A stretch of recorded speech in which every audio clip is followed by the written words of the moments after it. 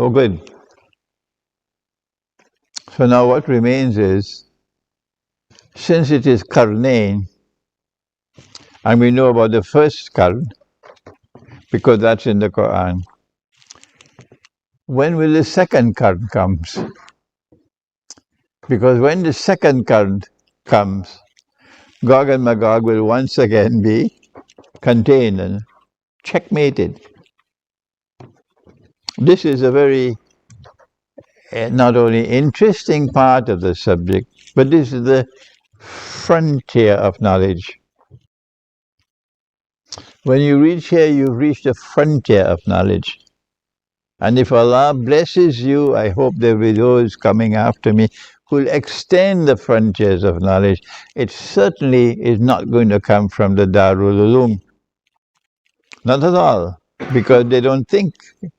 They're not producing scholars in the Darul Ulum who have the capacity to think. So when will the second قرن comes? My answer is, if the first قرن was geographically located in the region of the Black Sea, then I will look to the region of the Black Sea for the second قرن. And when I see power emerging in the region of the Black Sea, and that power rests on the foundations of faith, and that power is resisting the oppressor,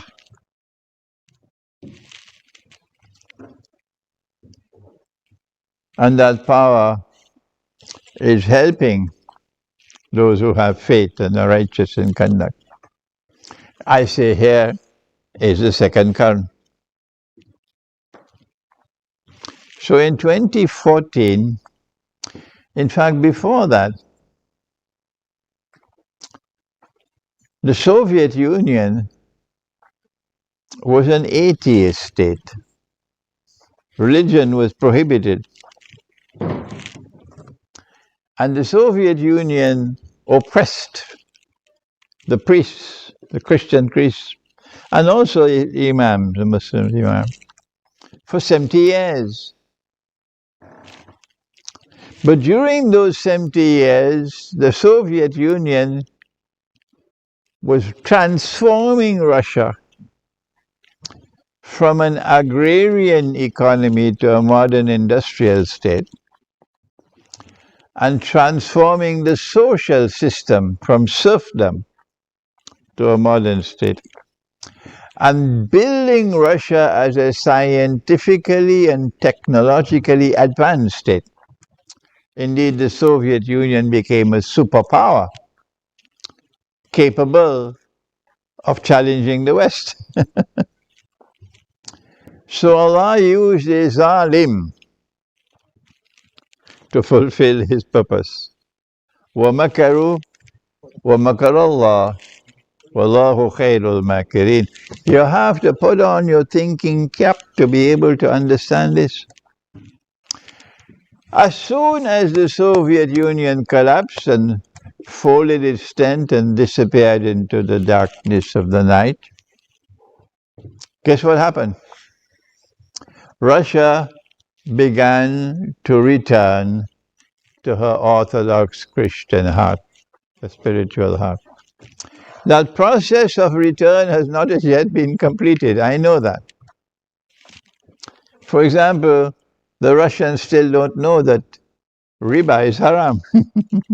They don't know that.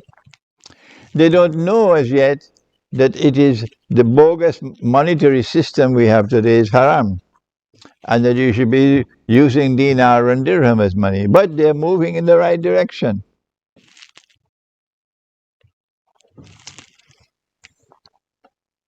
And then something dramatic happened. When Sulaiman alayhi salam got the news that a woman was a ruler, and that she and her people were worshipping the sun, Did Allah create women to rule?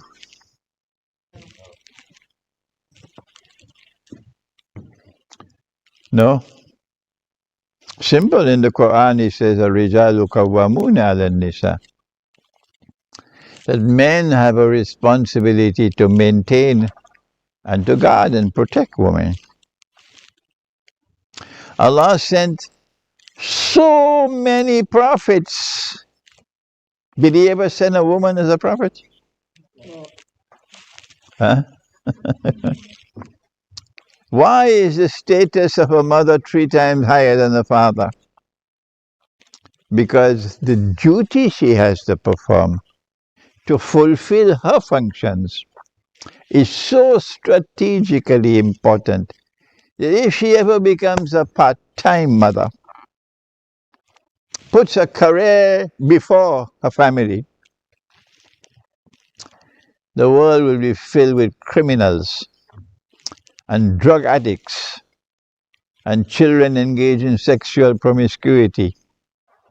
You'll have a collapsing society when the mother fails to be a mother. So Suleiman was so angry at this news. He sent a message, "Come to me in submission." They decided to send some gifts. He refused it. He said, "I'm coming." Then he asked his court, "Who can bring me a throne?" The throne was a very precious throne, beautiful throne. Why did he ask for the throne? Before she should come to me, I want to bring the throne. Why did he ask for that? What relevance is there? How is it connected with this? A woman ruling over a people and worshipping the sun. Good question. An ifrit from amongst the jinn, remember the jinn have to work for Suleiman. He said, "I can bring that throne before you rise from your court. It is 2,000 kilometers from Jerusalem to Yemen. How is he going to bring this throne over that distance in so short a period of time?" And then someone who had the knowledge of the kitab, he said, "I can bring that throne for you before you can wink your eyes."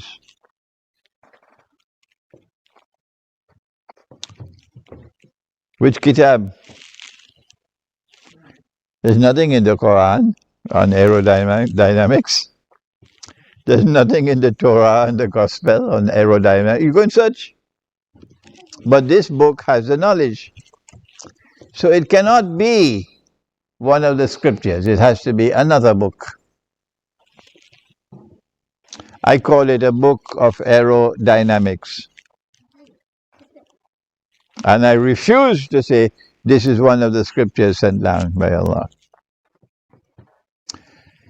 So when he said, "I can bring that throne for you before you can wink your eye, in the twinkling of an eye," what this story in the Quran is telling us, for people who have the capacity to think,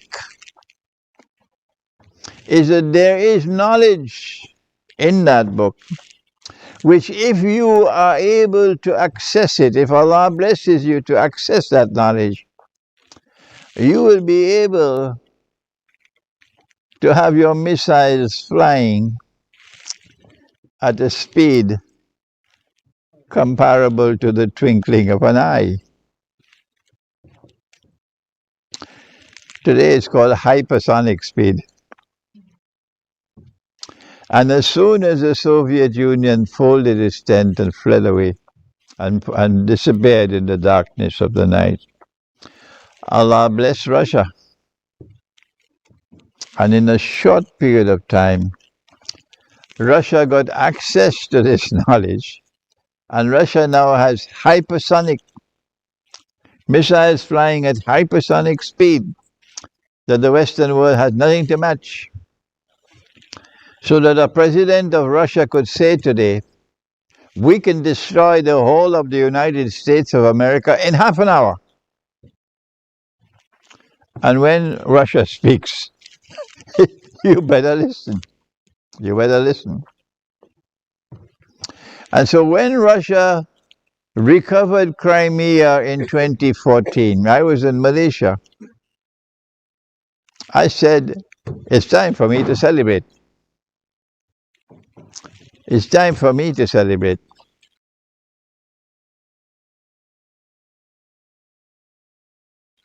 Because power had returned to the region of the Black Sea.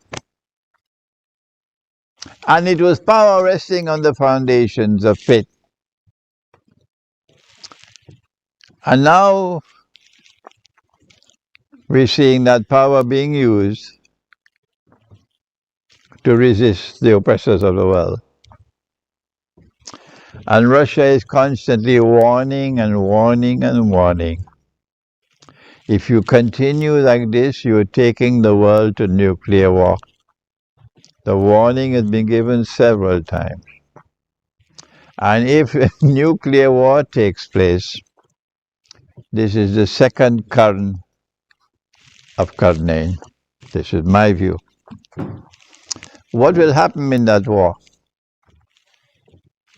What is going to be the result of that war?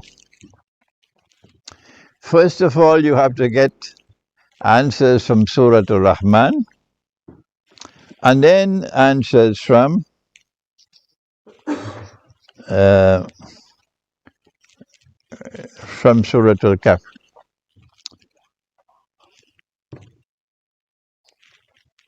In Surah Ar-Rahman,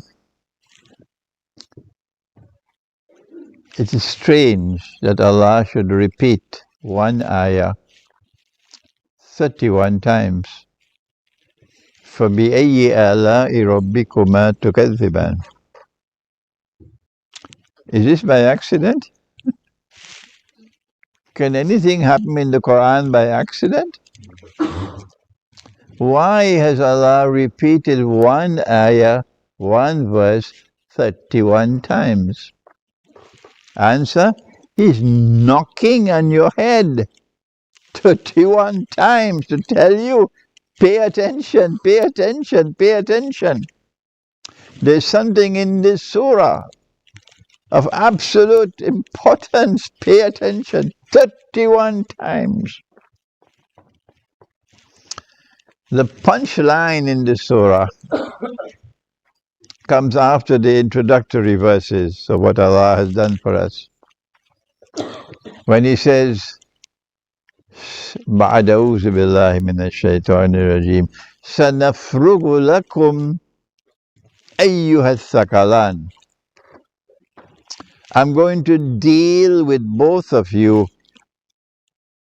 who are both laden with sin. Who are the two? فَبِأَيِّ آلَاءِ رَبِّكُمَا. Rabbi-kuma, two of you. تُكَذِّبَانِ, who are godless people. You reject the truth which has come from Allah. And I'm going to deal with you. Who are these people? Human beings who are in alliance with the jinn. There's a book at the back called Dajjal, the Quran and the Jasad. And in that book you see where Allah explains to us that the shayateen of the jinn were obliged to work for Sulaiman alayhi salam. And if they ever disobeyed, they'd be punished. But when Sulaiman alayhi salam died, the shayateen still saw him sitting on the throne. Yes, he's dead, he's buried. But the shayateen are still seeing him sitting on the throne and walking and talking. Why? Because the jasad is sitting on the throne and the jasad is holding on to the staff. And this stuff has a miraculous quality which allows it to penetrate, to enter into time and move time backward and forward. But I don't want to concentrate on this, you get it in my book. So a civilization will emerge laden with sin. And this civilization is going to be assisted by the shayateen. This is it here. This is it here. And Allah says, سَنَفْرُغُ لَكُمْ أَيُّهَا الثَّقَلَيْنِ, that I'm going to deal with both of you. This is in the war which is coming. Modern Western civilization will be defeated in this war. Will be defeated in this war. Gog and Magog will not be destroyed.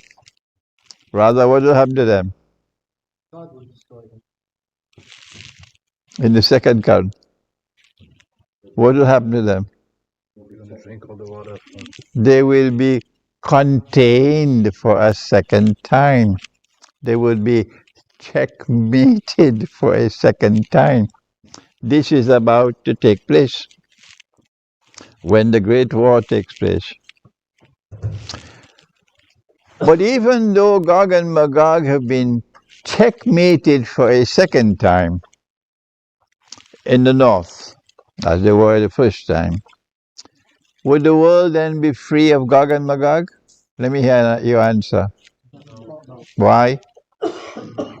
Don't just shake your head, you must give it. Tell me why the world will not be free of Gog and Magog, yes? They're too powerful. Because they're going to be killed in Jerusalem. I need some more information than that. The answer is that Allah's messenger said that Gog and Magog would leave the north and move down to the Sea of Galilee on their way to Jerusalem.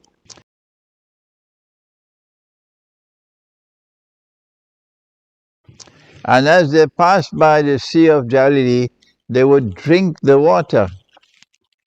Is this what you're talking about? Drinking the water? No. Drinking the water means consuming the water, excessive consumption of water. And by the time the last of them passed, they will say, there used to be water here. So even though they are checkmated in the second current, the implication is no more can come. Those that remain now are checkmated. But what about those who have already gone down to Jerusalem? They will still be there in Jerusalem after the Great War. After the Great War, Pax Judaica, and Israel becomes the ruling state. Okay? After the Great War. And Gog and Magog in Jerusalem will not be destroyed until Nabi Isa alayhi salam returns. And when he returns, Nabi Isa alayhi salam will kill Dajjal. And then Allah will destroy Gog and Magog in Jerusalem with the virus at the back of the neck. I have offered for you today an analysis of the subject that you probably cannot hear from any other Muslim at this time. I would ask you to kindly think carefully. Go to the Quran, study the Quran, and try to analyze and determine whether or not what I have presented to you today is acceptable to you. The Prophet said that Gog and Magog will pass by the rivers and they'll drink up all the water. They're very thirsty. So when you see rivers running dry, this is evidence of Gog and Magog. The river Euphrates is running dry now. The big lakes of Canada, and the ships have to use new routes to navigate in the big lakes, the Great Lakes. Gog and Magog waste water. And this is the amount of water you're supposed to use in wudu. Look at my...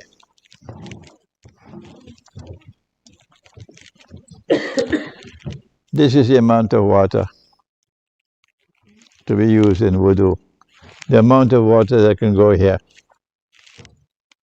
Good? How many people use this much of water today? They open the tap, and the tap is flowing. And at the time they finish their wudu, they've used about 30, 40, 50, 100 times the amount of water you're supposed to use for wudu. Okay? Gog and Magog pollute water. In Medina, in Mecca, they will go early in the morning before the light comes to do their numbers. They would dig a hole, and they'll bury it, and they take some water to clean themselves, including our Prophet and his wives. So this was a very sensible way of disposing of human waste, because it fertilized the land. But today we have said, no, that is a barbaric way. We have a better way. We take all the sewage and we pump it into the sea, and we pump it into the coastal waters, and we pump it into the rivers, and you call that progress. Here's an example of Gog and Magog, the link with water. One more and we'll finish. The Prophet said, alayhi salatu wasalam, and the hadith is located in Sahih Bukhari, لَتُحَجَّنَّ الْبَيْتِ, you will continue to perform the Hajj, and you will continue to perform the Umrah, بَعْدَ خُرُوجِ يَأْجُوجَ وَمَأْجُوجَ, even after Gog and Magog have been released. The Hajj and the Umrah will continue. But then he said, لا تقوم الساعة حتى لا يحج. The last hour will not come until the Hajj has been abandoned. No more Hajj. When will that happen? Most likely in the Great War.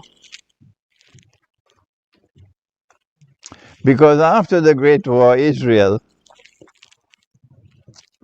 wants to take over from the United States as the next ruling state. Can Israel take the chance of all the Muslims gathering in Mecca for the Hajj while Israel wants to become the ruling state? No. This will be too great a danger for Israel. So the Hajj will have to be abandoned, and as Israel already have their peoples ruling over Saudi Arabia. So the Hajj will probably be abandoned after the Great War. And that's just around the corner. And the Prophet said that if the Great War takes place and Hajj is abandoned, then that is the proof. Gog and Magog have been released a long time ago. Did you understand this? No? The people will continue to perform the Hajj and the Umrah even after Gog and Magog have been released. But the last hour will not come until the Hajj has been abandoned. So if the Hajj is abandoned, no more Hajj, then the implication is that Gog and Magog have been released long ago. Have you understood it now? Still haven't understood it? Well, then it's not my problem, it's yours. Yeah? So we're going to stop now, and you can put your questions in writing, and inshallah we'll try to answer you.